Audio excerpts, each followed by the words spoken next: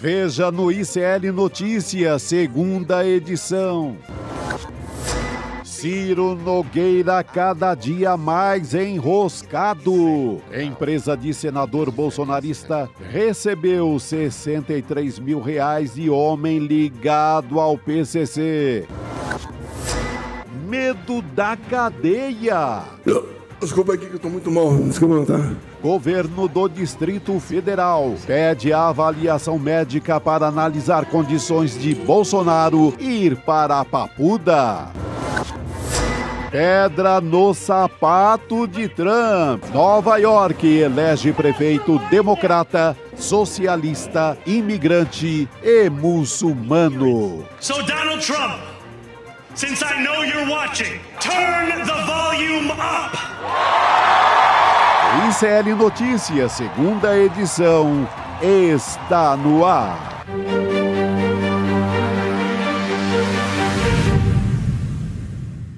Olá, boa tarde. Seja bem-vindo, seja bem-vinda ao ICL Notícias, segunda edição. Está começando, estamos ao vivo nos nossos canais do Instituto Conhecimento Liberta, Eduardo Moreira, também no canal da Voz Trabalhadora no YouTube. Boa tarde também para você que nos ouve pela Web Rádio São João, em Quixadá, no Ceará, e também na Rádio Cultural, na região da cidade de Torres, no Rio Grande do Sul. Hoje a gente está com uma composição aqui um pouco diferente nesse início de programa, porque a gente tem reportagem exclusiva do ICL.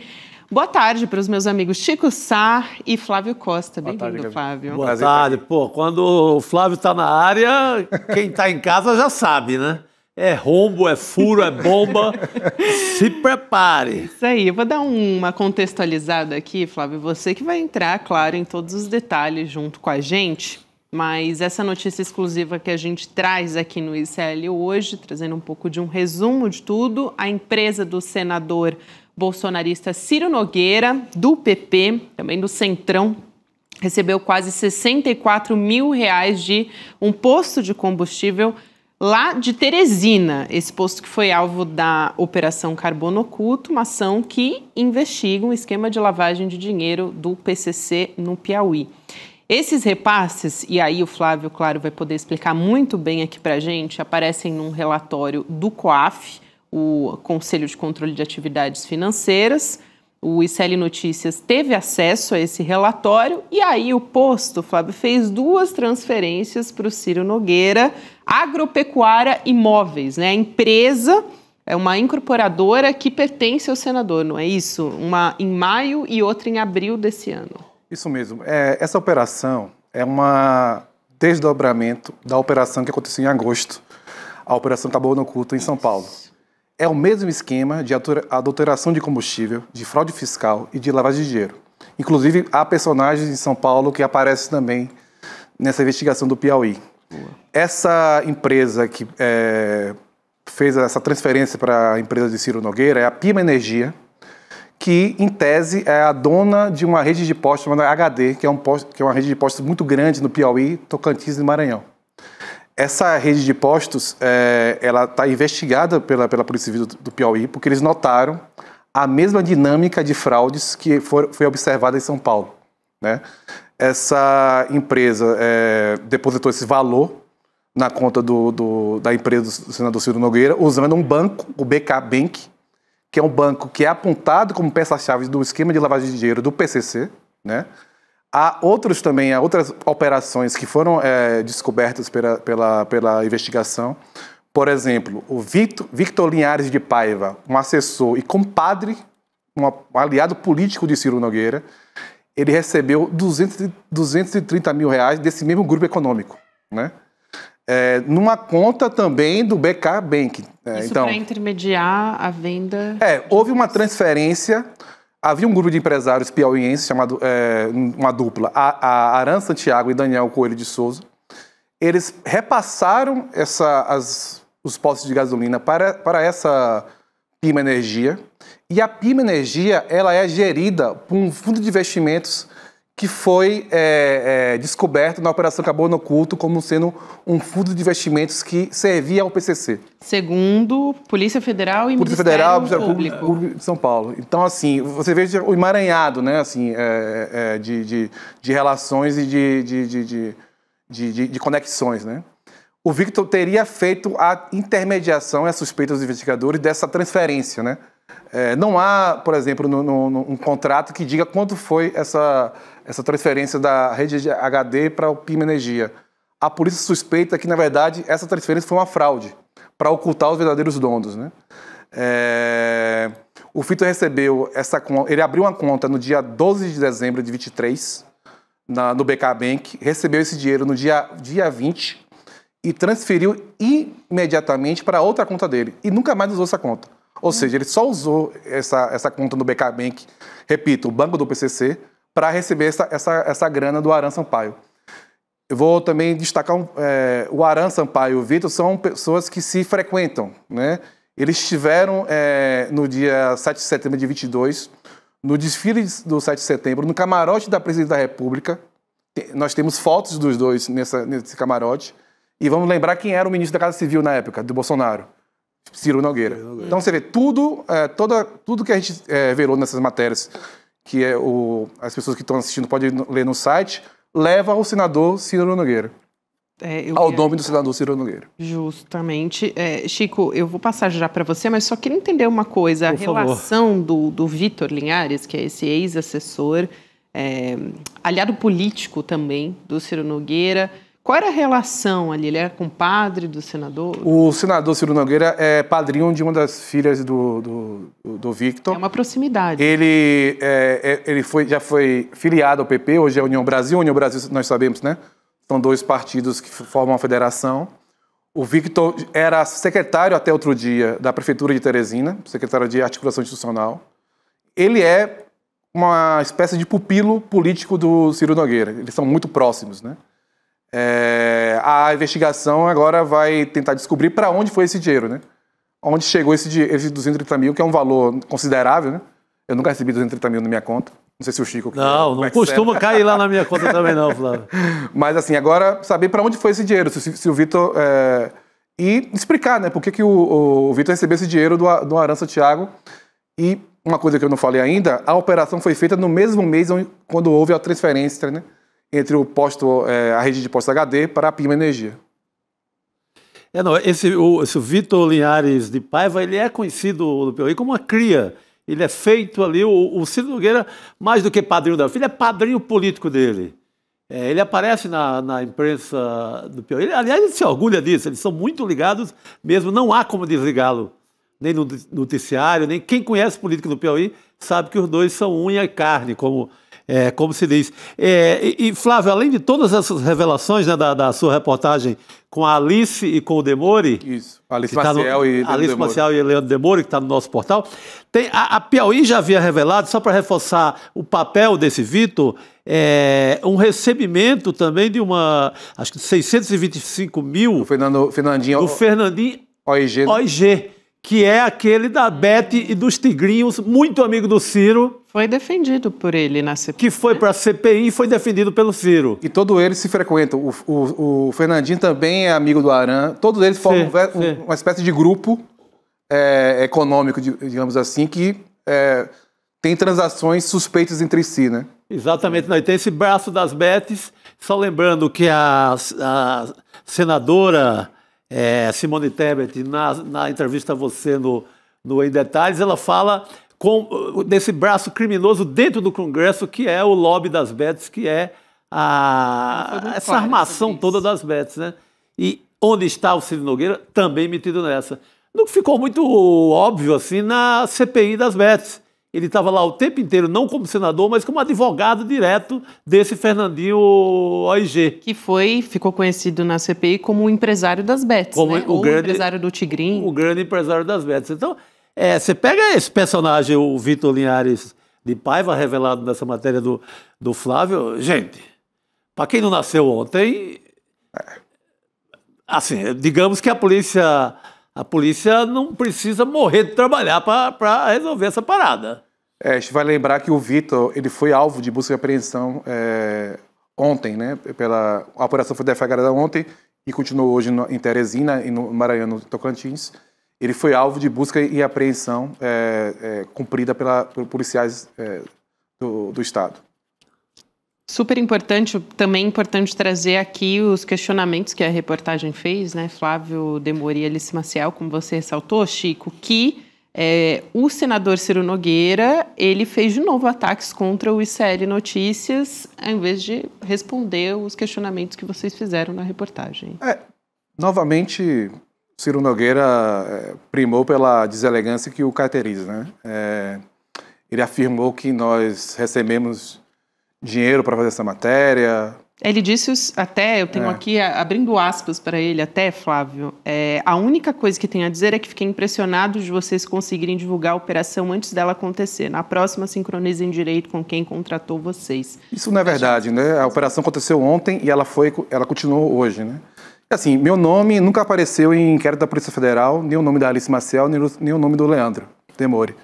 O senador Ciro Nogueira não pode dizer o mesmo, né? Ele já foi indiciado pela Polícia Federal por suspeita de receber propina, né? Então, quem sabe de quem recebe dinheiro de maneira suspeita não sou eu, nem a Alice, nem o Leandro. O senador Ciro Nogueira tem um histórico muito conhecido do público brasileiro de várias investigações em que ele aparece de uma maneira muito suspeita, né? E assim, me impressiona porque esses políticos bolsonaristas são muito tirados a valente, são muito, né, boquirrotos, né, e não conseguem responder uma simples pergunta de uma repórter, né. Eu teria medo de responder a Alice, porque a Alice é brava. Quem não conseguia também? Bolsonaro, né? Bolsonaro também não respondia, ele fazia acusações, ataques, é um modus operandi. Eu até entendo que ele tenha medo da Alice, porque a Alice é uma repórter brava, né, bem corajosa. Eu também teria medo, mas ele não consegue responder as perguntas, né, que nós fazemos já há um certo tempo, né? Há 2 meses nós estamos fazendo matéria sobre o Ciro Nogueira e ele prefere atacar de maneira deselegante, né, covarde, né? Mas responder o que é bom, os nossos questionamentos ele não responde.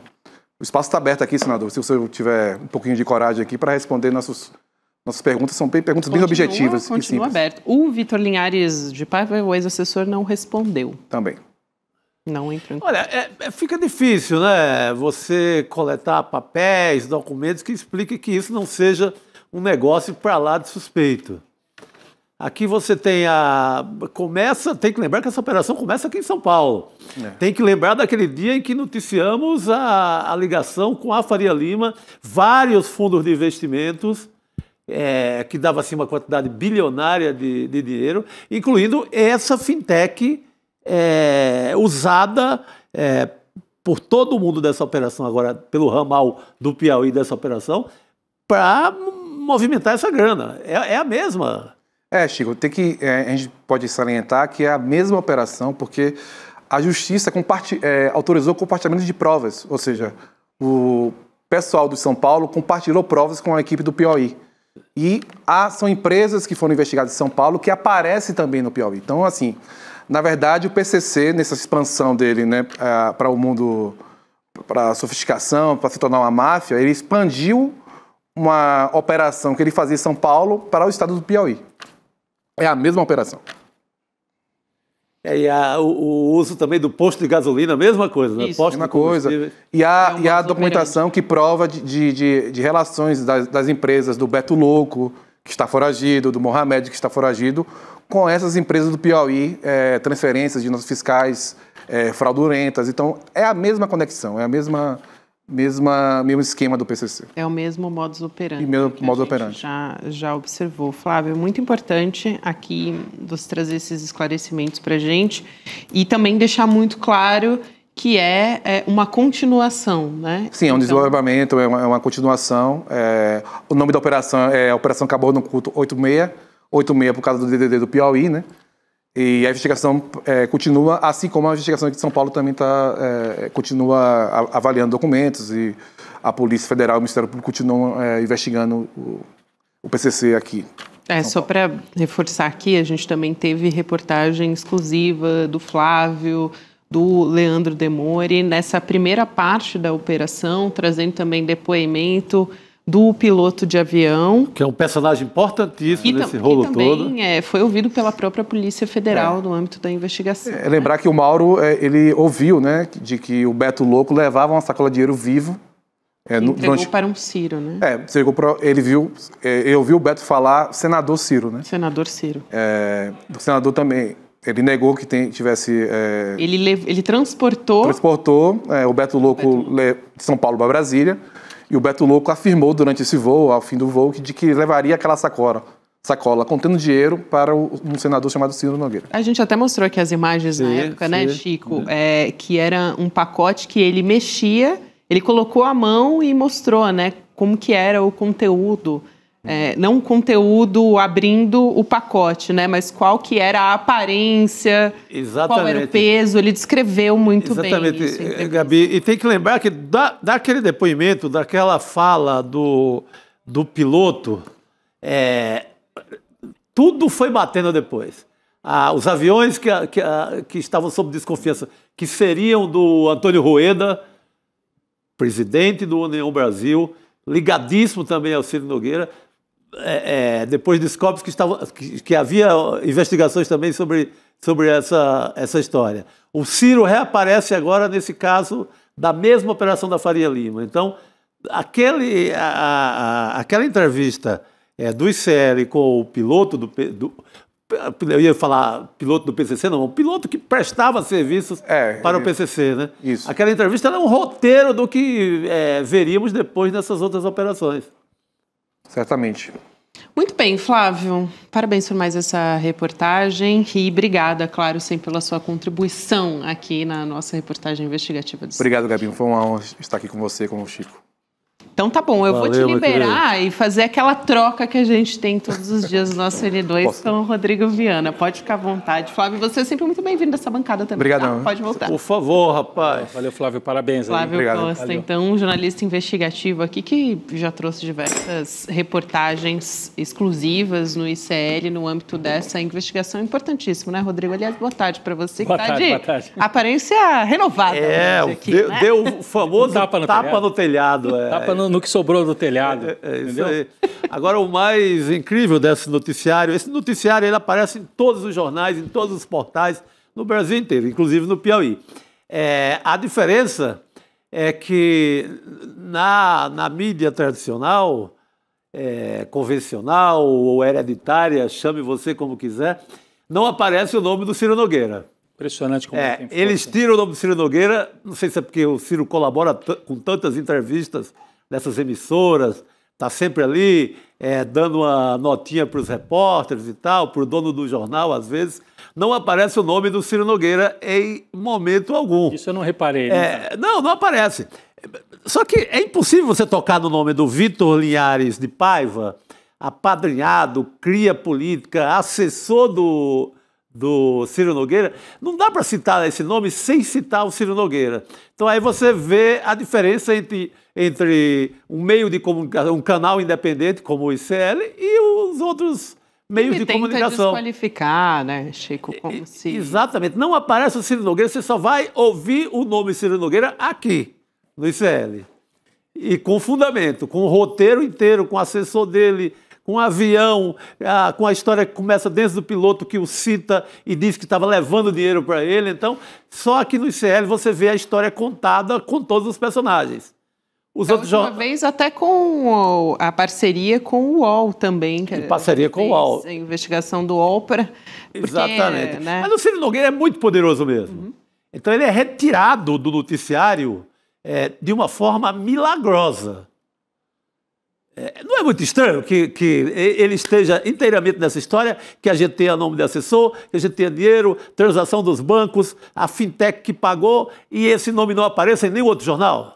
É porque o Ciro Nogueira, além de ser o líder, o presidente do PP, né, do Progressistas, ele é o intermediário do mundo político com a Faria Lima, como a gente viu um tempo atrás, aquela conversa em que ele anunciava o fim antecipado do governo Lula, lembra? Vazou aquele áudio. Então ele é muito ligado à Faria Lima e, ao ser ligado na Faria Lima, ele se torna ligado também nos principais jornais que são completamente vinculados ao mercado financeiro. Um dos jornais, a Folha de São Paulo, o dono ganha mais dinheiro na maquininha, aquela maquininha amarela de pagamento que você usa aí, é do Luiz Frias, o mesmo dono da Folha e do UOL. Então, o Ciro Nogueira é um personagem que faz essa costura.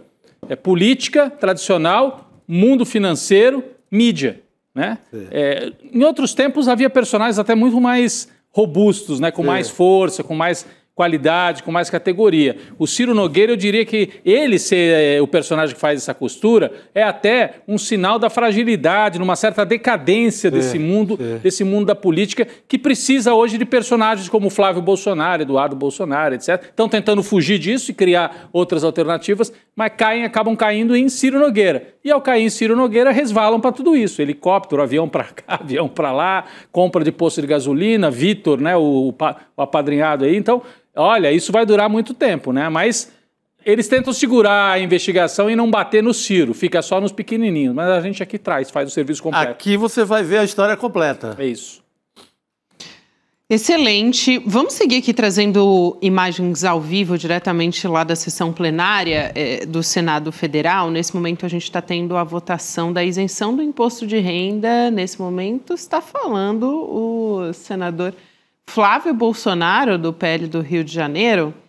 Então, a gente não vai trazer aqui a fala do senador, mas já posso ir te adiantando que a imagem está aí na tela e eu te explico o que está acontecendo nesse momento. A Comissão de Assuntos Econômicos do Senado aprovou hoje esse projeto que eleva a faixa de isenção do imposto de renda, isso para quem recebe até R$5 mil por mês, proposta que está agora, como você viu nas imagens, sendo avaliada pelo plenário do Senado, uma das principais promessas de campanha do presidente Lula. A gente vem falando sobre isso há muito tempo aqui também, e se for aprovada, já entra em vigor em 2026, no ano que vem, portanto. Nossa, é a grande medida, né, do governo até agora. Essa aprovação de isenção para quem ganha até 5 mil é o grande gol do governo Lula neste ano, e se brincar em todo o mandato. Principalmente porque chega ali no andar de cima, né? Para compensar, a gente tem que tirar de algum canto e fica um pouco em quem ganha mais, né?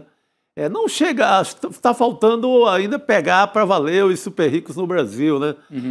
Ainda falta isso de uma maneira mais efetiva, mais dura. Mas já é um belo avanço. Isso vai impactar a vida de quase 15 milhões de pessoas no Brasil inteiro, muito aqui em São Paulo, está espalhado pelo Brasil inteiro ali os beneficiados. Tem um impacto na imagem do governo, e no estado chamado Alagoas, estado maravilhoso, tem uma briga particular em nome dessa questão. Tanto que o Arthur Lira é dono desse tema como relator na Câmara, e o Renan Calheiros é dono desse tema no Senado. O Arthur Lira saiu essa semana com outdoors espalhado no estado inteiro: eu sou o pai da isenção de quem ganha até 5 mil. Já tentando colher os votos do próximo ano. O Renan não colocou ainda o outdoor, mas acho que é aprovado hoje. Ele também tem o direito de colocar outdoor por Alagoas inteira.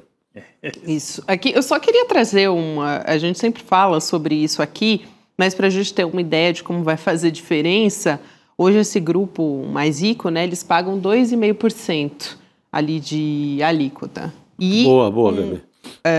Com essa composição que a gente tem hoje, professor, por exemplo, paga 9,6%. Policiais, 9,8%.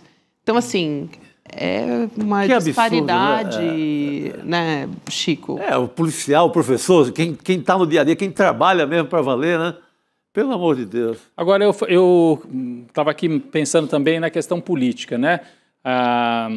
Quando veio a aprovação da isenção de até 5 mil na Câmara, a gente disse, bom, grande vitória, agora o Lula conseguiu trazer a pauta econômica que interessa ao povo, conseguiu controlar o preço dos alimentos, então a pauta econômica e um certo bem-estar. Será que isso é o que está empurrando o governo Lula para se recuperar na popularidade? Parecia que sim, né? Parece que sim. Né? E a gente não tem nenhuma pesquisa mostrando que isso mudou, mas a direita conseguiu na semana passada fazer um giro aí de pauta e empurrou para a questão da segurança pública. Hoje a gente está vendo o Senado votar a isenção dos 5 mil, então a gente volta a falar disso, e no ano que vem não é falar, as pessoas vão ver no contra-cheque quando receber o salário. Essa é a hora que o efeito vai ser aí. O efeito vai ser aí, porque por enquanto é noticiário, se perde aqui, tudo bem, as pessoas veem, legal a isenção, mas vai passar e tal, a hora que chegar fevereiro, março, os primeiros contra-cheques, já com em alguns casos R$300 a mais no bolso do trabalhador, né? No caso de quem ganha 5 mil, fica perto de R$300 a mais no bolso. Então isso vai fazer uma diferença. Mas eu fico pensando, a direita, apesar disso, vai conseguir impor a pauta da segurança pública como, ó, não interessa o resto. O que interessa é se o governo Lula é amigo dos traficantes ou não é amigo dos traficantes, o que é um absurdo completo, né? A gente sabe quem é que é amigo de miliciano, quem é amigo de traficante. Mas a pauta da segurança ou da insegurança vai se sobrepor ou não à pauta da economia? Olha, eu olhando as imagens ali do Senado, eu estava pensando nisso, né? O que vai acabar valendo mais para 2026, né? A briga, na verdade, é uma disputa de pautas, né? Então, a direita está tentando mudar totalmente, esquece, apaga a pauta da economia, só o que interessa é segurança. E a gente sabe que a economia tem um peso porque é o mundo real, né? Sim. Essa mesma esquerda que começa no começo do governo Lula, que ia lá fotografar saco de arroz no supermercado. A direita, né? A direita, desculpa, a direita. A direita que estava fotografando saco de arroz, café, feijão, café, e mostrando, olha, absurdo, o governo Lula... Blá, blá, blá. Esqueceram o arroz. Esqueceram a inflação, esqueceram a cebola, esqueceram a banana, esqueceram tudo. Agora é apostar no sangue.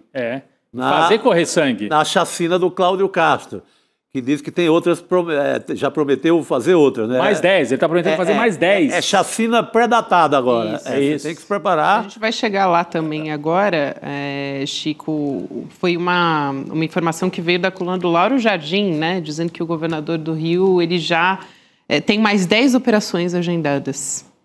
Então, aliás, com autorização judicial para começar, segundo a apuração do Lauro Jardim. É muito curioso o momento que isso acontece, né? Porque ele acha que a popularidade dele está surfando. Então, vamos aí engatar mais operações no Rio de Janeiro. Ele disse que já na semana que vem a Polícia do Rio vai fazer operações diárias na região sudeste, lá do Rio, na capital, e também na Baixada Fluminense. Então, assim... já espero deu a linha da semana que ele consiga fazer como o dia a dia da população. Espero que ele consiga fazer como a polícia do Ceará, a polícia da Bahia, que é prender líderes das facções e torço para que sem essa violência que foi agora. Não, ele disse que as ações podem ter semelhança, ele deu o exemplo das operações. Prender 0 líder, não prendeu ninguém. O que ele vai resolver? Poxa, faz 50 anos que se faz isso no Rio de Janeiro e não resolve nada. Porque eles estão falando que é para retirar as barreiras, né, aquelas barreiras colocadas na entrada de comunidade, na entrada das favelas, e que isso é uma forma do Estado não aceitar que as facções dominem território. Agora, não adianta nada você ir lá, mata 100 pessoas, retira a barreira e no dia seguinte a polícia sai. Fazia muito mais sentido, né, aquele projeto anterior, que depois foi desvirtuado, das UPPs, né? Sim. Então você ocupava, era o Estado que ocupava o território. Agora não tem ocupação de território, você tem um banho de sangue e é só até o ano que vem, gente.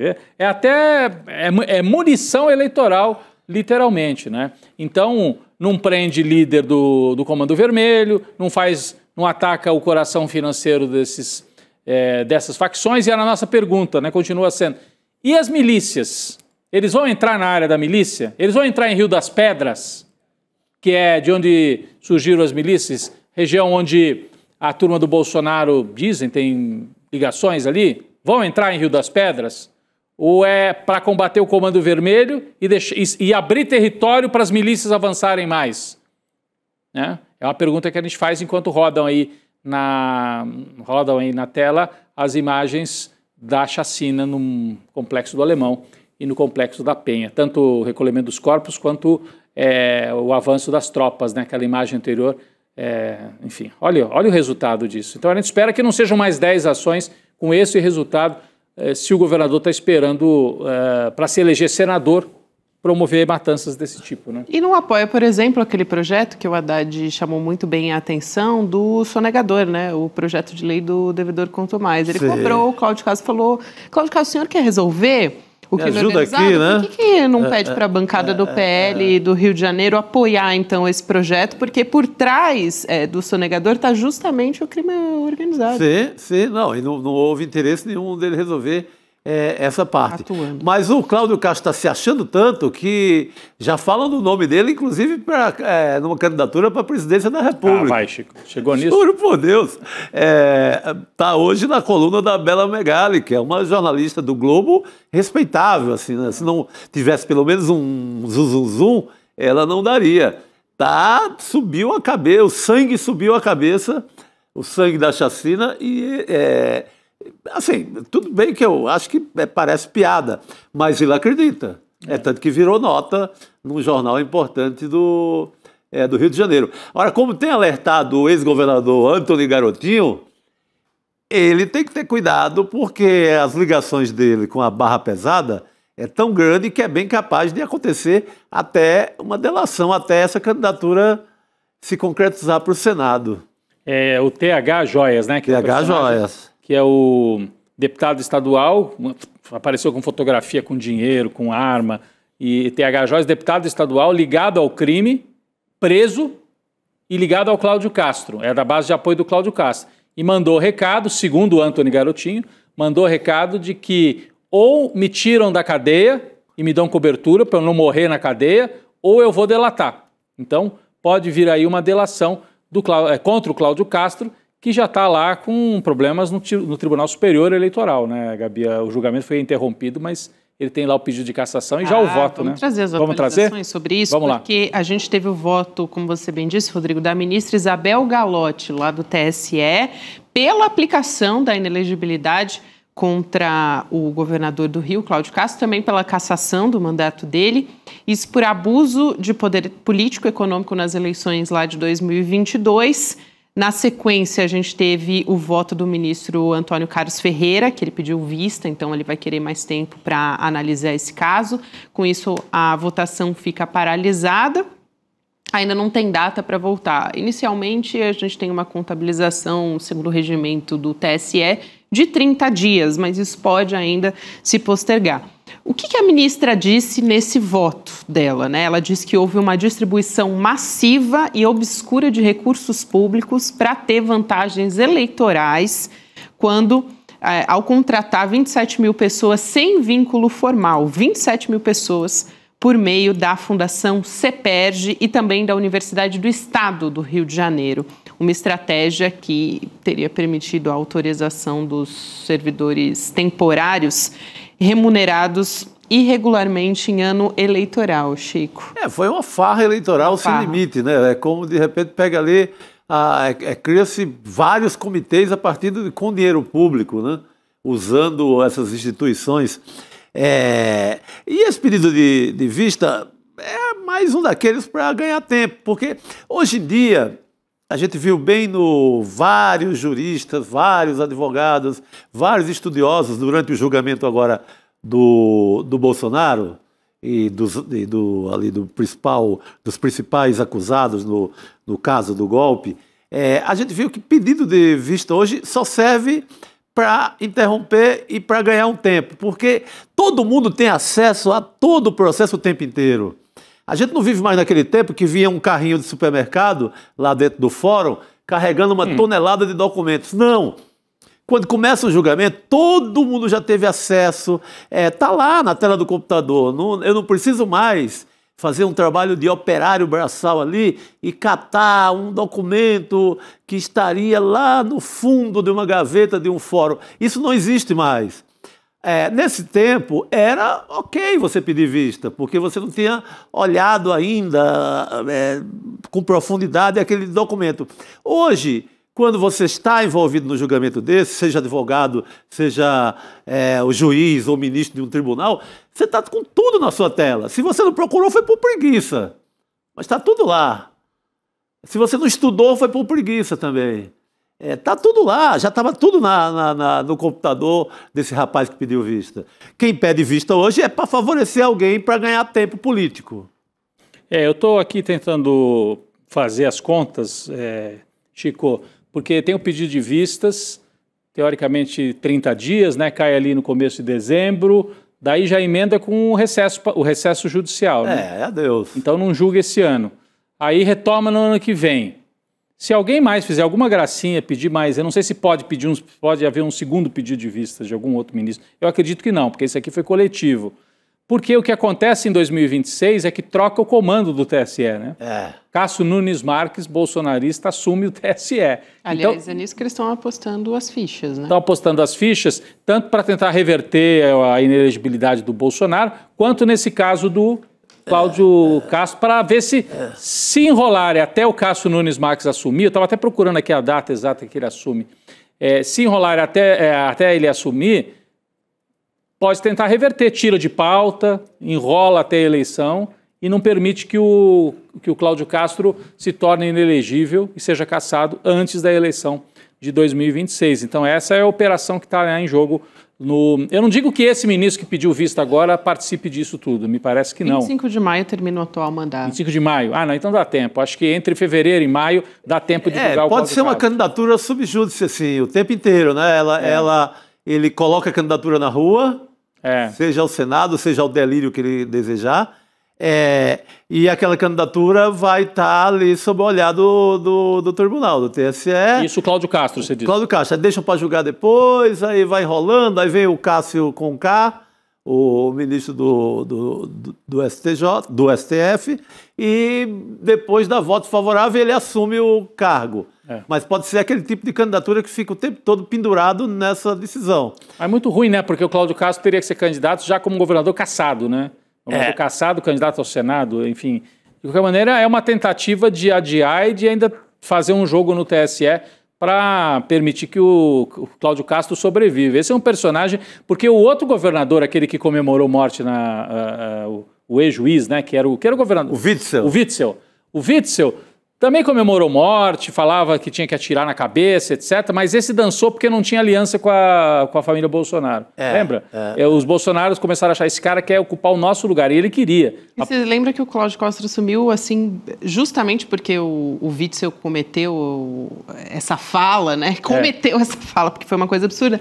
Ele chegou, assim, bem discreto quando ele assumiu, né? Porque não queria ser... o Cláudio Castro. Mas o Witzel foi afastado também por denúncia de corrupção envolvendo o escritório dele, mas principalmente porque ele rompeu com o bolsonarismo. Sim. E ao romper com o bolsonarismo, perdeu a sustentação na Alerj. O Cláudio Castro não cometeu esse erro. Não cometeu esse erro, foi muito esperto, gastou muito com publicidade, gastou muito na Globo do Rio, muito. Hoje ele conta com matérias favoráveis na Globo do Rio, coisas que eram impensáveis, ao ponto de conseguir veicular a chacina só pelo olhar da sua própria assessoria, sem nenhum contraponto do outro lado. Então não é um Zé Mané fragilizado como era o Witzel. É verdade. Então, ele está forte. Ele vai manter a candidatura ali segurado no penduricalho, do jeito que for, vai manter a candidatura. É isso aí, gente. A gente vai continuar acompanhando essa história envolvendo o Cláudio Castro. Aliás, é uma delas, né? Tem aquela história também da DPF, também do Supremo Tribunal Federal, que está sob a relatoria do Alexandre de Moraes, e que o governo do Rio de Janeiro teve que apresentar documentação para provar, né, os motivos de não ter respeitado a DPF das favelas, que justamente quer evitar essa altíssima letalidade policial. Aliás, eu quero ver como é que essas 10 operações que supostamente vão acontecer a partir da semana que vem vão respeitar a DPF das favelas, né? Já que nessa primeira operação, que teve mais de 120 mortos, a gente teve ali o STF acompanhando muito de perto e o Alexandre de Moraes querendo evitar que isso aconteça novamente. Então, acho que isso também é algo a se prestar muita atenção. Sim. Vamos ver se... Eu acho que não vão obedecer mais nada. Teve uma grande repercussão favorável na opinião pública, vão tocar o terror daqui para frente para ganhar voto, isso é o que vai valer até a eleição. A nossa espectadora aqui, a Ana, com 2 N's, ela lembra uma coisa... a partir da nossa conversa, o Arthur Lira é um caso clássico de quem mantém-se pendurado até hoje. O Arthur Lira ele se elege deputado federal com o caso lá da Taturana, que era um escândalo monumental de dinheiro público na Assembleia Legislativa de Alagoas. ele segura no STJ, depois ele segura no STF, vai segurando, vira líder, vira presidente da Câmara, tudo segurado, com a bucha segurada, ninguém julga e vai-se embora. O Cláudio Castro vai ser o mesmo caminho. Por aí.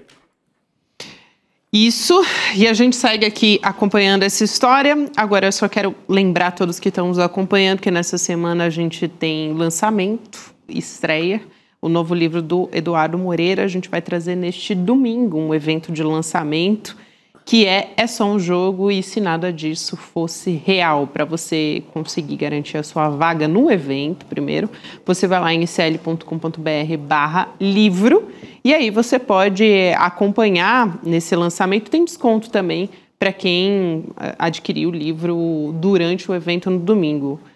Eu estou falando aqui que é domingo, mas ainda não deu horário, né? 9 de novembro, 8 horas da noite, então anota aí na sua agenda. A gente vai falar sobre essas relações que são mediadas por inteligência artificial, algo que é típico dos novos tempos, aliás, dos nossos tempos de hoje, do nosso cotidiano, né, Chico Sá? Então, importante a gente entender como é que isso afeta as nossas relações. Nossa, tá tão maluco assim no mundo da escrita isso que... o grande desafio agora é checar para ver o que sobrou de humano nas escritas de teses, até de romances e de obras mais literárias. Hoje em dia, o fiscal do ChatGPT é um grande ofício, é uma grande missão hoje, porque é tudo tão escrito com inteligência artificial que é difícil separar agora do que não é. Tem gente que tem vergonha, dá um tapinha ali para melhorar, tira umas palavras, troca 3, 4 palavras para dar o migué, né? Mas eu tô de olho, hein? É mais um cronista como o Chico. Então, daí a importância desse livro do Edu, né? Que discute, dialoga com esse universo. É isso. Olha, hoje é dia de Cristina Serra aqui, hein, junto com a gente. Eu estava agora há pouco falando do ministro Alexandre de Moraes, do STF.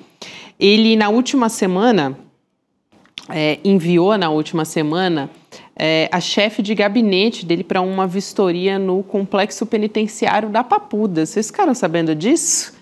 Acendeu um alerta ali no governo estadual do Distrito Federal. Então, a Secretaria da Administração Penitenciária solicitou que o ex-presidente Jair Bolsonaro passe por uma avaliação médica para ver se ele pode, eventualmente, cumprir prisão na Papuda.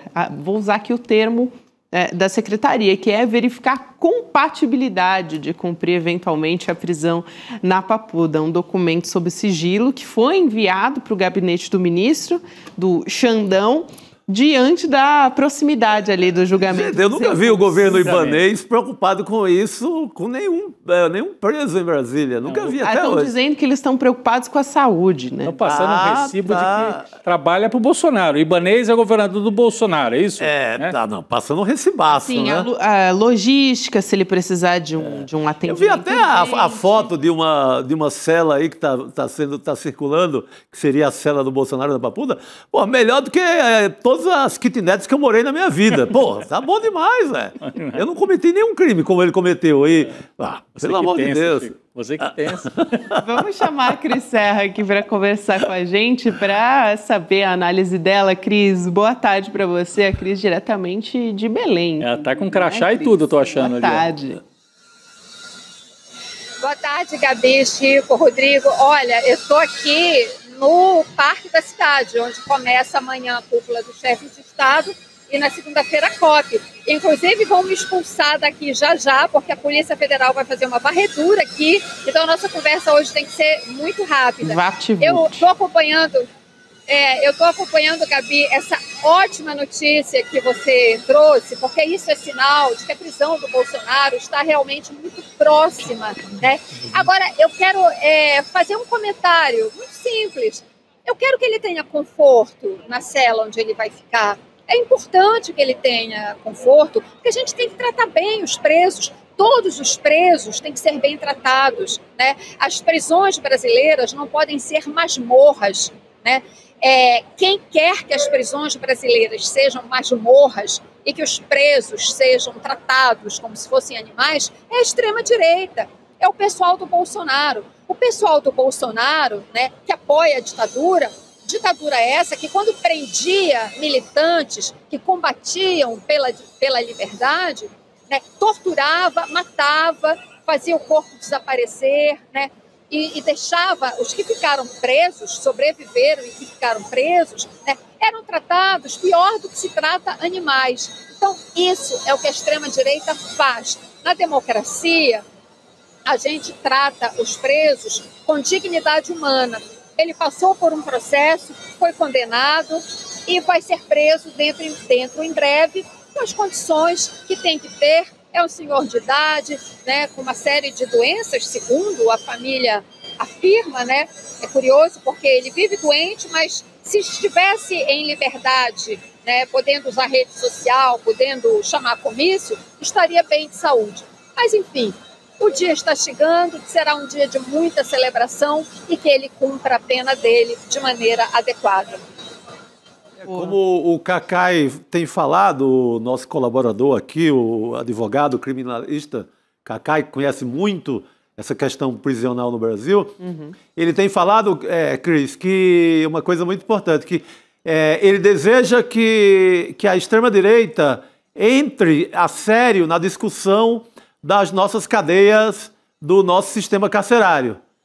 E comece, em vez de ficar demonizando, dizendo que é mordomia, que preso pede pizza, comece a tentar melhorar esse sistema. E o Cacá espera que a ida do Bolsonaro para lá, e dos amigos do Bolsonaro, dos generais que estão indo, que ajude nessa discussão. Quem sabe, assim, a extrema-direita vire a cabeça e passe a defender um sistema carcerário mais organizado, mais limpo, com mais decência para o cumprimento das penas. Tomara que o desejo dele seja realizado. Ele tem toda a razão, Chico. Esse é um debate importante, né? Segurança, combate ao crime, sistema carcerário com dignidade não são incompatíveis com respeito aos direitos humanos, né? Isso precisa ser enfrentado, precisa ser dito, e mais do que isso, né? Ele precisa, na prática, que seja assim. Diante de tudo que a gente está vendo, a prisão iminente do Bolsonaro, essa chacina tenebrosa que a gente viu no Rio de Janeiro, né? Tudo isso nos obriga a refletir e a cobrar soluções, né? No sentido de que a gente tenha, sim, firmeza no combate ao crime, com um sistema carcerário digno e respeito aos direitos humanos. Essa pauta, gente, é urgente. A esquerda, o campo progressista, precisa enfrentar isso.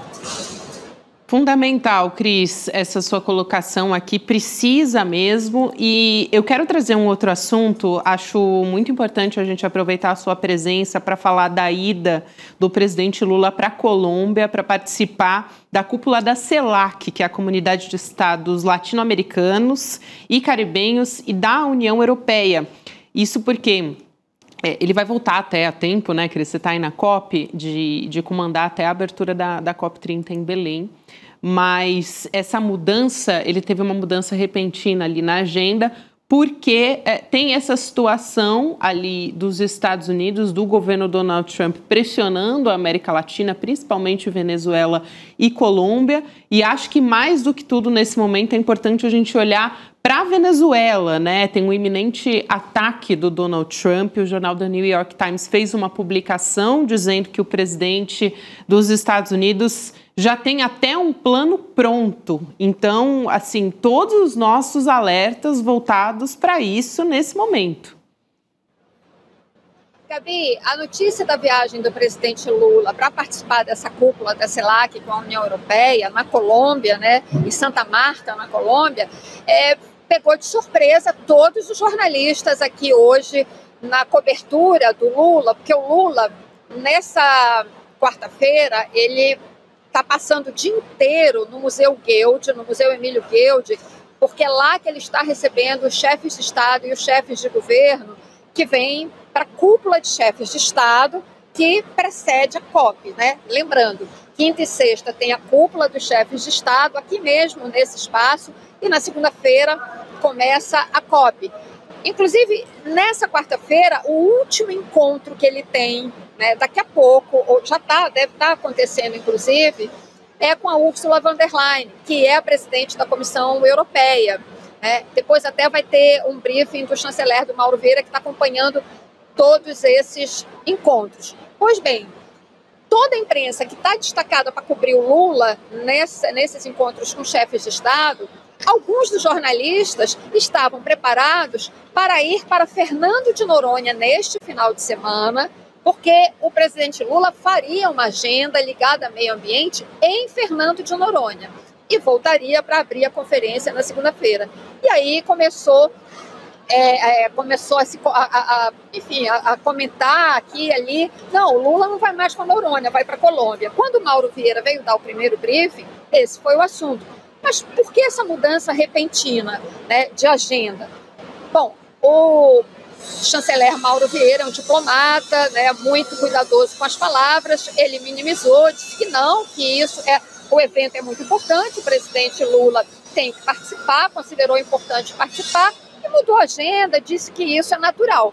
Não é bem assim, porque um evento como esse, sei lá, que a União Europeia, é programado há meses, né? Meses e meses. E o presidente decide se vai ou não, bota na agenda, etc. E ele não havia, isso não estava na agenda, até porque no meio da cúpula de chefes de Estado, COP30, etc.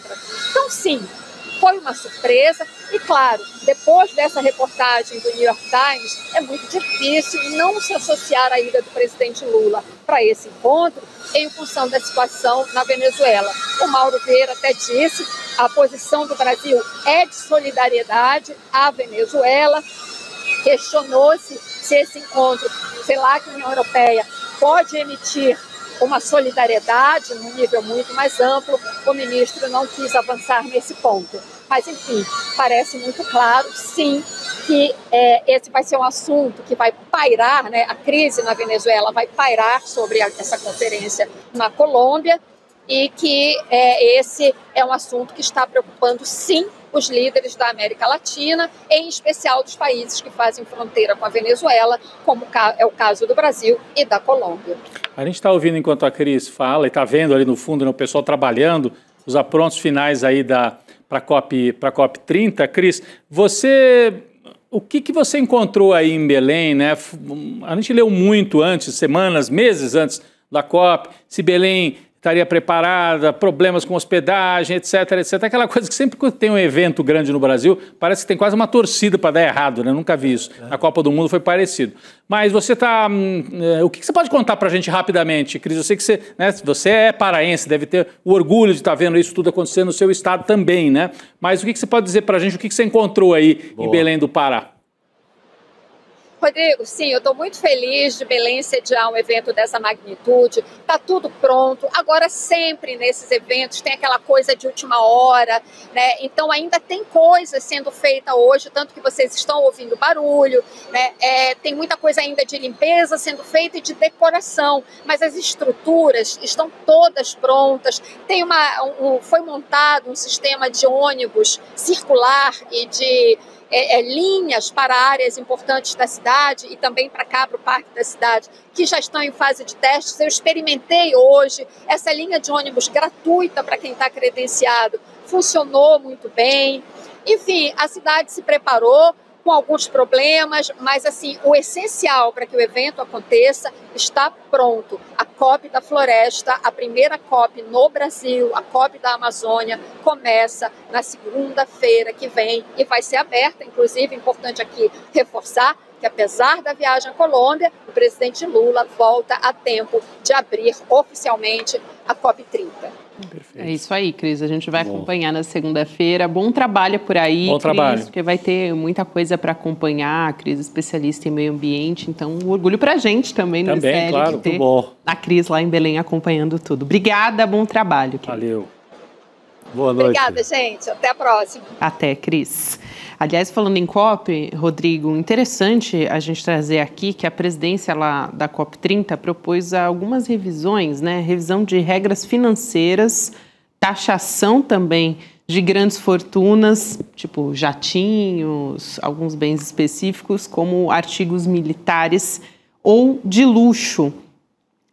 E essa ideia é encontrar um caminho para chegar a uma meta de financiamento climático.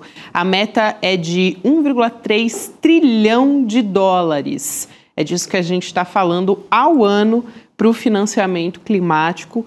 E a conferência da ONU sobre mudanças climáticas, como eu disse, começa nessa segunda-feira lá em Belém. A gente já tem até algumas propostas saindo a partir daí. Eu gostei que entram super ricos nessa história também, né? Isso que é uma pauta, inclusive eu estava vendo, né? As pautas do novo prefeito de Nova York parecem muito com pautas que a gente debate aqui. Taxar super rico. Tem uma pauta que não entrou. Tarifa zero no transporte. Tarifa zero no transporte. Tem uma que aqui no Brasil ainda não entrou, mas vai entrar, que é a questão de como é que você facilita o acesso à moradia.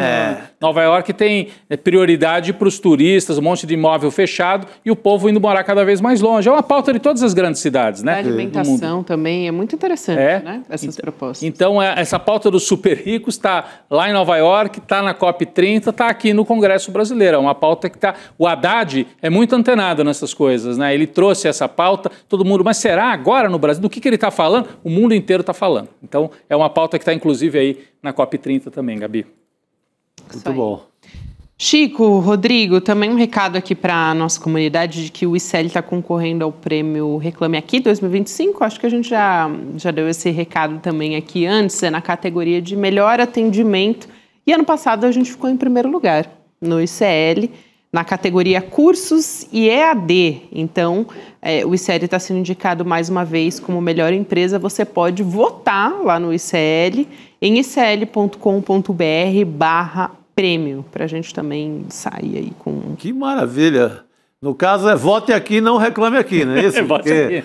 Quanto menos reclamar, mais voto.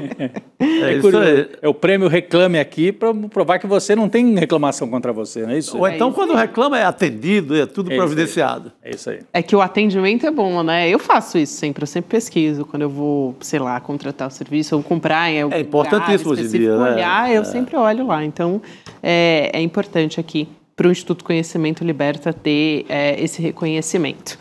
Vamos seguir aqui, a gente estava falando agora, Rodrigo, sobre esse resultado das eleições locais nos Estados Unidos, principalmente olhando para Nova York. A gente vai conversar com o professor Leonardo Trevisan para trazer aqui o que significa essa vitória e também um pouquinho do perfil do Mamdani. Professor, boa noite. Oi, boa noite, Gabriela. Boa noite, Rodrigo. Boa noite, Chico. Boa noite a todos que nos escutam, né? Boa noite. Boa noite. Eu acho que o perfil do Mamdani, né, o mais importante no perfil do Mamdani, né, é a sacudida, é o solavanco que ele conseguiu dar na política norte-americana. Esse fato é inédito, né? De algum modo confirma cada vez mais aquela máxima antiga que tem muitos donos, né? Tem muitos pais, tem vários pais, né? Política é como nuvem, né? Você olha para cima, tá de um jeito, abaixou a cabeça, olhou de novo, tá de outro, né? E é exatamente isso, né? Eu acabo de ver que o presidente Donald Trump diz agora, no fim da tarde, depois de dizer que não ia dar um tostão para ele, que quer conversar. Pode ser até que eu dê algum dinheiro para ele, né? É bem curioso isso, né? O que está acontecendo? O que é que Mamdani representa, né? Mamdani representa uma mudança de cenário. Ao que tudo indica, né?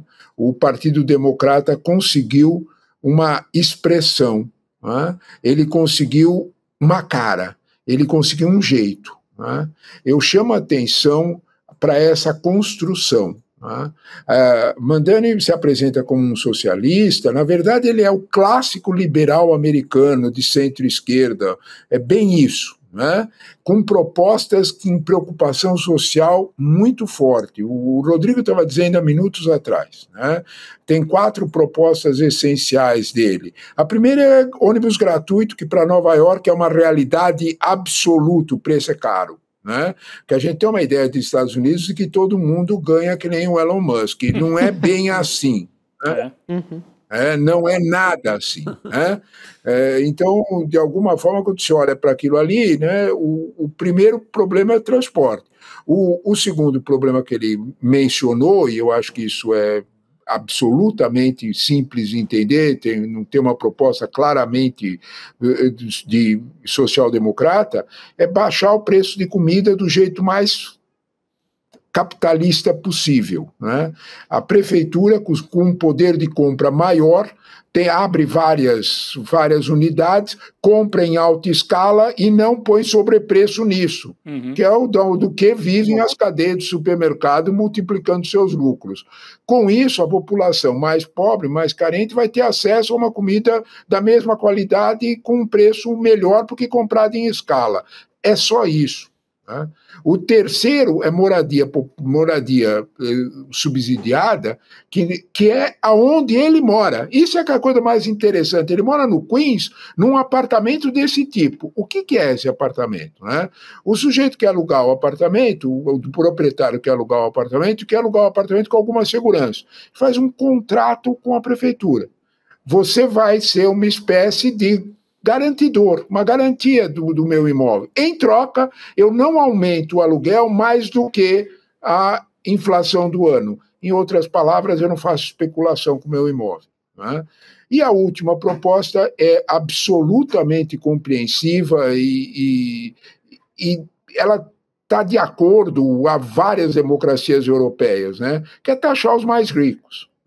Ao contrário exatamente do que Trump está fazendo com as tarifas, que é isentar os mais ricos, Mandani diz, eu quero taxar quem ganha mais de $1 milhão ano.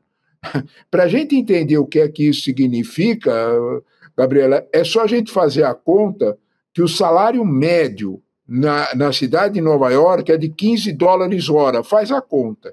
E vê se alguém que ganha $1 milhão ano não poderia pagar um imposto um pouco maior. Né?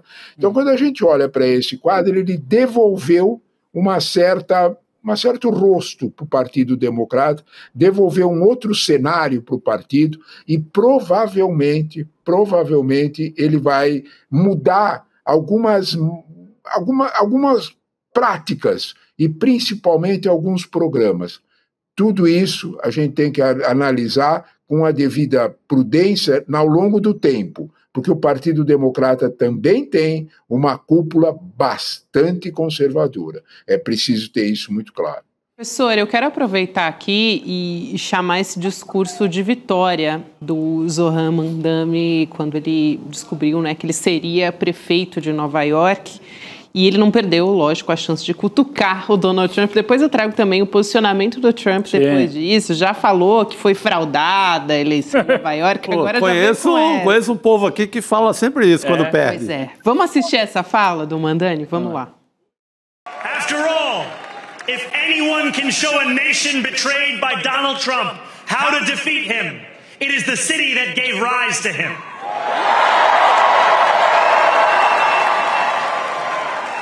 And if there is any way to terrify a despot, it is by dismantling the very conditions that allowed him to accumulate power. This is not only how we stop Trump, it's how we stop the next one. So Donald Trump, since I know you're watching, I have 4 words for you. Turn the volume up. Aqui só para quem está só nos ouvindo, né, e não entendeu o que disse o novo prefeito de Nova York, ele disse, se alguém pode mostrar a uma nação traída, né, por Donald Trump como derrotá-lo, é a cidade que viu ascender, né, o Trump ao poder. E se existe, ele chama o Trump de déspota. Ele diz, se existe uma maneira de aterrorizar um déspota, é acabar com as condições, desmantelar as próprias condições que lhe permitiram acumular o poder. Não é só assim que a gente vai parar o Trump, é assim que a gente vai parar o próximo. Próximo tirano que vem, tirano que vier aí. Então, Donald Trump, eu sei que você está assistindo, eu tenho 4 palavras para você. Aí ele fala, turn the volume up. Aumenta aí o volume, né, da sua televisão, do seu rádio e escuta o meu discurso. Escuta o discurso e escuta o povo que estava ali em volta também, naquela vibração. Mais cedo eu dizia que eu lembrei de uma música, né? Acho que era do Titãs, né? Cala a boca e aumenta o volume, né? Assim, tipo, Trump, cala a boca e aumenta o volume para escutar aqui o que nós temos para dizer para você. E vendo o professor também, Chico, falar, né, explicar melhor as propostas do novo prefeito de Nova York, então transporte tarifa zero, subsídio para... Não é bem um subsídio, ele explicou melhor aqui, né? É a prefeitura como garantidora do aluguel, como fiadora, né? A gente costuma usar esse termo aqui no Brasil. Essa questão da compra... Fiadora, né? A compra de alimentos também, que é algo super importante, para você ver como é que está difícil a vida nos Estados Unidos. A prefeitura falando em comprar cesta básica, né? Garantir alimento básico para as pessoas. Isso o que é? É uma plataforma social-democrata. Sim, sim. É o retorno da social-democracia, será, professor, lá em Nova York? Porque o Trump, para assustar, fica chamando de comunista, né, o sujeito, né? Não é que ele nasceu fora dos Estados Unidos. Eles vão vir de novo com esse... o Obama já tinha isso, né? Nasceu tem parentes na África, não é bem estadunidense, né? Mas é uma plataforma social-democrata, né, Chico? Parece muito... Não, um mínimo ali de estado social de conforto, né? Isso. É uma... Isso. Não é, professor? Essa é a ideia. Agora, o Trump não perdeu o Trump não perdeu só em Nova York, não. Ele perdeu em Nova Jersey e na Virgínia, né? Esse é o para duas mulheres. Para duas mulheres governadoras. E ele acho perdeu que... em 2 estados. Professor, só para acrescentar, e aí já te devolvo, porque acho que também é um componente interessante, que eu vejo quase como um contra-ataque da Califórnia também, tentar mudar o mapa eleitoral. É uma resposta, então vocês republicanos estão querendo ali colocar mais republicanos, né, mais cadeiras para os republicanos, então vamos responder na mesma moeda, não é isso, professor? Acho que vale a pena olhar todo esse cenário. A ideia vale a pena, mas eu acho que é mais importante a gente anotar, tão importante quanto, porque vão ser 5 deputados e a próxima Câmara vai estar bem próxima uma da outra para você, de alguma forma, segurar a maioria. Ele, com a mudança do mapa eleitoral, no Texas, ele conseguiria 5 deputados. Esquece, porque a Califórnia, que vai ganhar a democrata, também vai pôr mais 5. Então, de certa forma, equilibrou o jogo, apenas isso. Né? O que vocês fizeram, nós fizemos também. Foi isso que ele fez, né? O Gibson. Agora, o mais importante, sabe, Gabriela, que eu penso, é aquilo que o Chico lembrou. As 2 vitórias nos 2 estados que tradicionalmente têm um comportamento swing. Ora votam democrata, ora votam republicano. Estar com 2 governadoras, vamos deixar isso bem claro, são 2 mulheres. Né? E mulheres que chegaram ao poder, de alguma forma, bem com um ímpeto de se aproximar do poder que abre espaço para conquistar o voto moderado. Esse ponto é essencial. Né?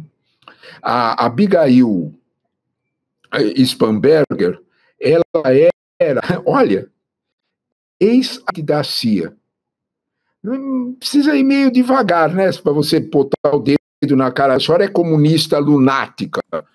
Desculpa, agente da CIA. Né? Segundo, né, que eu acho que é o mais importante, né, ela abre um leque para o voto de confiança de outras comunidades. A vice-governadora dela é uma muçulmana. Isso. Presta atenção nisso. Isso na Virgínia, é isso? Na Virgínia. Na Virgínia, né? Que é onde tem a primeira mulher governadora do estado. Exatamente. Exatamente. Virgínia. Né? Em New Jersey, quem ganhou em New Jersey a Mickey Sherrill tinha clareza, né? Exatamente, tinha clareza de um contato mais popular. Eles estão perdendo aquela feição que tinha o Partido Democrata, que tanto estava roubando voto de distância com categorias populares. Eles estão vencendo isso aí. Gabriela, eu acho que o mais importante, o mais significativo da vitória do Mandani é de quem o ajudou. Eu não estou falando de um protetor, de quem o ajudou. Barack Obama. Barack Obama, na eleição passada, foi colocado meio de escanteio pela cúpula do Partido Democrata. Ele não conseguiu, depois daquele célebre discurso na escolha da Câmara, em que ele fez uma brincadeira que arrebentou com ele com as mãos, vocês lembram disso? Né? E, a partir dessa brincadeira, ele deixou o Trump acuado e jogando onde o Trump mais temia, no campo da diversão. O Barack Obama olha para isso e reconstrói pontes. A Washington Post já tinha noticiado há uns dias atrás que o Barack Obama tinha feito algumas pontes, algumas ligações com a comunidade israelense de Nova York, inclusive com os ultra-ortodoxos. Isso foi tão efetivo que Trump perdeu a linha. Começou a chamar os judeus que voltassem em Mandani de estúpidos. Lembram disso? Ele sentiu o peso do Obama. Se nós olharmos para o Mandani como um abridor de portas para que a perspectiva política do Partido Democrata acolha a lógica de Barack Obama, nós estamos pavimentando a vitória daqui a 3 anos. É isto que nós temos que notar. Mandani mudou o clima. Mandani mudou a lógica pela qual o Partido Democrata vai se comportar. A gente tem que lembrar que Mandani não pode ser acusado de qualquer irascibilidade racial, de qualquer situação de confronto. O pai dele é professor concursado de antropologia na Columbia University. A mãe dele, Nasra, é uma cineasta premiada em Cannes e com indicações para o Oscar, em documentários. Opa! De que comunista lunático você está falando? Esse fato vai, de alguma forma, começar a forçar outro tipo de escolha de candidatos democratas, mais próximos, com um discurso muito mais sensível ao que o Chico lembrou muito bem, a um estado de bem-estar social. Junta as coisas, Gabriela. Quando você vai ter mais inflação por causa das tarifas, quando você vai ter mais pressão salarial, quando as promessas de devolver emprego não vão acontecer, porque nenhuma indústria vai voltar para os Estados Unidos de hoje para amanhã, instalada na China, ou seja, onde for. Se o Partido Democrata fala em estado de bem-estar social, nós vamos ter uma outra mensagem. Nós temos que ter uma outra ideia. Isso tudo partilhado com um fato que a gente não deve esquecer. O abraço de Bernie Sanders a Mandani. Sim. Isso é fundamental. Você é o meu herdeiro. Isso tem um peso, Gabriela, que eu acho que a gente tem que... Não adianta, eu não consigo me conter, que a gente tem que comemorar. Claro. Né? Porque, de alguma forma, é um outro Estados Unidos, aquele outro Estados Unidos esmagado, respeitoso às instituições, republicano, porque a ameaça que o Trump estava fazendo ao Mandani de cortar verbas públicas, peraí, a verba não é do presidente da República, a verba é pública, é res pública. Ele tá mexendo com dinheiro que não é dele. Esse dinheiro tem um destino. Então, eu acho que essa recuperação desse outro Estados Unidos que estava meio soterrado, eu acho que é algo que a gente tem que situar, especialmente nessa mudança na vitória do Mandani. Excelente isso que o professor aponta sobre a verba pública. Não, eu ia só falar uma coisa. Ontem eu assistia um debate na CNN Internacional, né? Eles trazem comentaristas, e é curioso que eles põem lá os comentaristas, fulano e fulano, comentaristas republicanos, fulano e fulano, comentaristas democratas. E aí, tinham dois lá, tinha um deles mais alinhado aos republicanos, e estava aquela história, olha, vitória estrondosa, derrota do Trump, tanto na Virgínia, Nova Jersey, também em Nova York. Aí aparece um cara com aquela cara bem da direita ali, do Trump, e fala, olha, para mim tanto faz. Os democratas estão ganhando em estados aí que o Trump nem estava esperando tanto assim. E outra coisa, esse sujeito lá em Nova York vai muito para a esquerda, vai arrastar o Partido Democrata para a esquerda, isso para o Trump pode ser bom.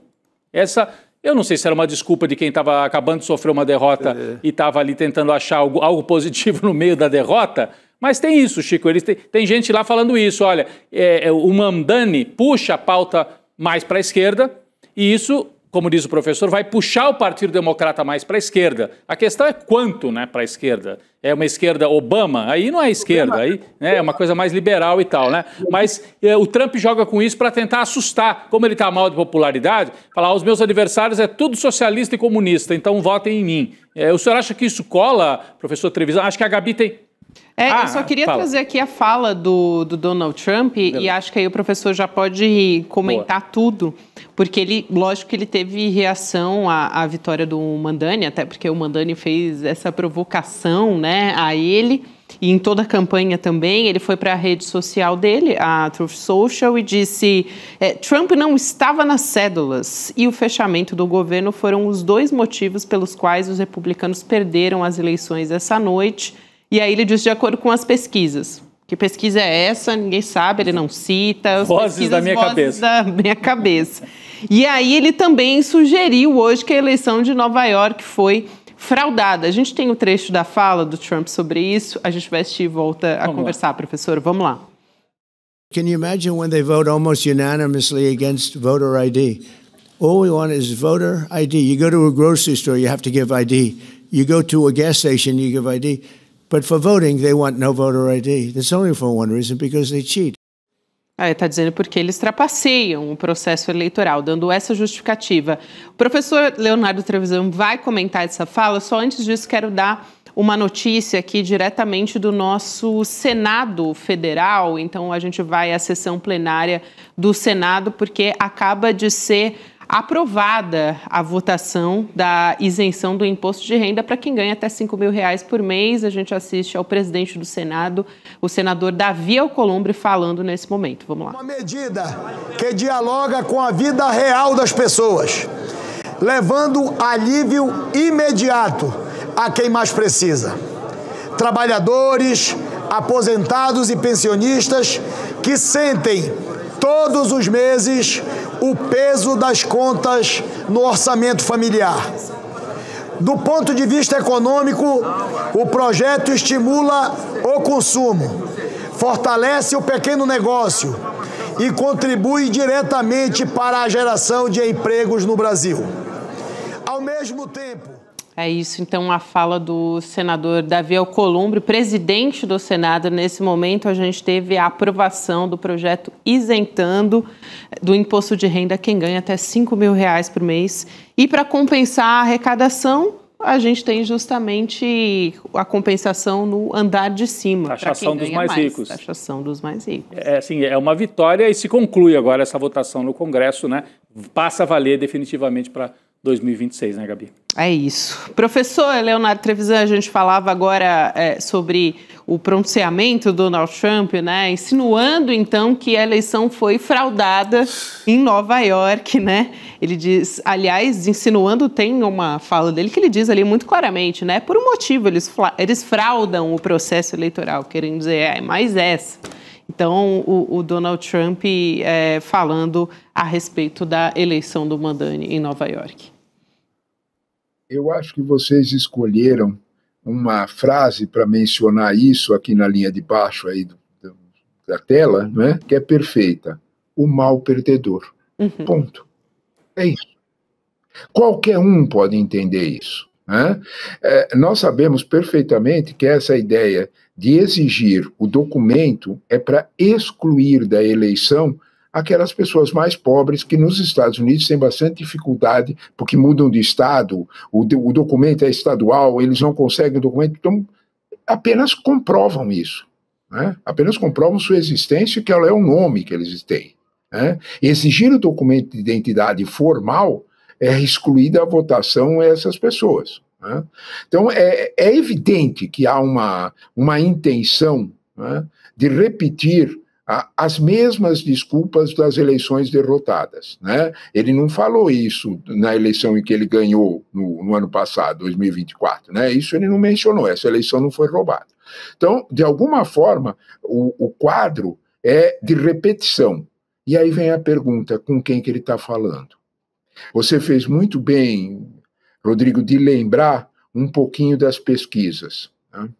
ele está conversando com aqueles que são solidamente, com o seu eleitorado. Ele está conversando com a sua tribo. É isto. Né? Porque ele está percebendo a desidratação, ele está percebendo que ele está perdendo o voto. Esta é a terceira pesquisa que sinaliza o 37%. Nós tivemos duas outras. Essa é a pesquisa da CNN com a SDP, uma agência independente de pesquisas. Então, nós tivemos uma pesquisa do YouGov com o próprio New York Times.